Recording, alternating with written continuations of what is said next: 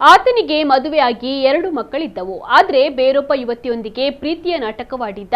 ಅದು ಯಾವಾಗ ಯುವತಿಗೆ ಆತನ ಅಸಲಿಯತ್ತು ಗೊತ್ತಾಯಿತೋ ಆಗ ಆಕೆಯ ಕಥೆಯನ್ನೇ ಮುಗಿಸಿದ್ದಾನೆ. ಅಷ್ಟೇ ಅಲ್ಲ, ಆಕೆಯ ಶವದ ಮೇಲೆ ಅತ್ಯಾಚಾರವನ್ನ ಎಸಗಿ ವಿಕೃತಿಯನ್ನ ಮೆರೆದಿದ್ದಾನೆ.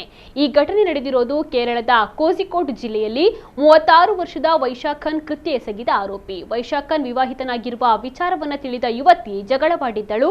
ಹೀಗಾಗಿ ಆತ ಆಕೆಯ ಕಥೆಯನ್ನ ಮುಗಿಸಲು ಪ್ಲಾನ್ ಮಾಡಿದ್ದ. ತನ್ನ ವರ್ಕ್ಶಾಪ್ಗೆ ಯುವತಿಯನ್ನ ಕರೆಸಿಕೊಂಡು ಆತ ಆತ್ಮಹತ್ಯೆ ಮಾಡಿಕೊಳ್ಳುವುದಾಗಿ ನಾಟಕವಾಡಿದ್ದ. ಈ ವೇಳೆ ಆತನನ್ನ ತಡೆಯಲು ಬಂದ ಯುವತಿಯನ್ನ ಕತ್ತು ಹಿಸುಕಿ ಹತ್ಯೆಯನ್ನ ಮಾಡಿದ್ದಾನೆ.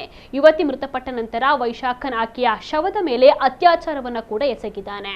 ಬಳಿಕ ಆಕೆಯ ಸಾವನ್ನ ಆತ್ಮಹತ್ಯೆ ಎಂದು ಬಿಂಬಿಸಲು ಯತ್ನಿಸಿದ್ದ. ಆದರೆ ಪೊಲೀಸರು ಸಿಸಿಟಿವಿ ದೃಶ್ಯಾವಳಿಗಳನ್ನ ಆಧರಿಸಿ ತನಿಖೆಯನ್ನು ನಡೆಸಿದಾಗ ಸತ್ಯಾಂಶ ಬಯಲಾಗಿದೆ. ಸದ್ಯ ಕುಕೃತ್ಯ ಮೆರೆದ ಪಾಪಿ ಕಂಬಿ ಎಣಿಸ್ತಾ ಇದ್ದಾನೆ.